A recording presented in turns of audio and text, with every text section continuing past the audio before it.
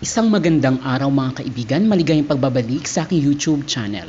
Latest update ulit tayo sa kaso ni Nanay Elvie Vergara. Kasalukuyan nga na nasa custody ng Senado ang mga suspect na mag-asawang Franz at Jerry Ruiz sa iba't ibang kaso na isinampa sa kanila ng kanilang dating kasambahay na si Nanay Elvie Vergara na nangyari sa lalawigan ng Mindoro. Ito ay dahil sa labis ng pagmamaltrato dito na naging sanhi ng kanyang pagkabulag, pagkabungal at tadtad na pananakit sa kanyang buong katawan. Samantala, isinugod di umano sa ospital ang babae na si Franz Ruiz dahil sa nahilo ito at tumaas ang BP nito, na ayon sa mga netizens ay nag-iinarte lamang dahil guilty at takot makulong.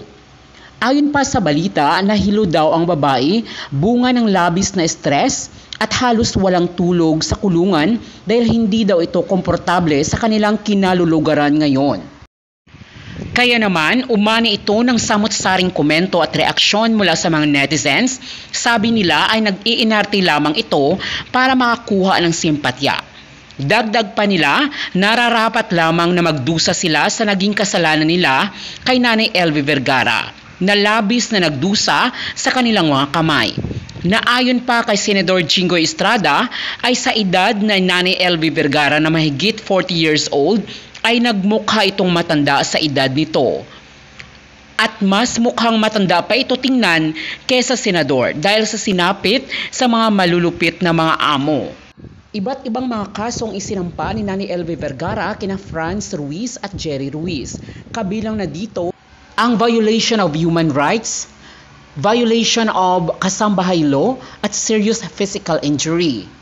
At ilan lamang ito sa mga kaso na maaring isampa laban sa kanila, na kapag napatunayan ay maaari silang makulong ng mahabang taon sa kulungan at magbabayad pa sila ng malaking halaga sa kanilang biktima. Sa ngayon, nasa custody pa rin sila ng Senado habang nakakulong doon habang nag-aantay ng desisyon ng korte.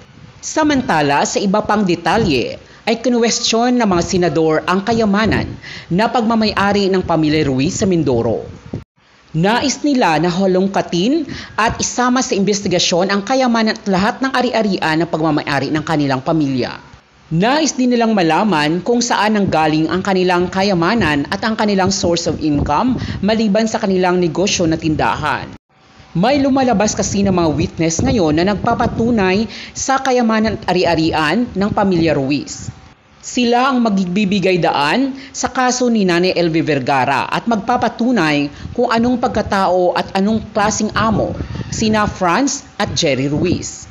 At yan nga po mga kaibigan ng ating panibagong update ngayon sa kaso ni Nanay Elvie Vergara. Maraming salamat po sa pagtutok. Hanggang sa muli, abangan nyo guys ang susunod nating mga update sa patuloy na investigasyon sa kaso ni Nanay Elvie Vergara laban sa kanyang dating amo na sina Franz at Jerry Ruiz. Maraming salamat po.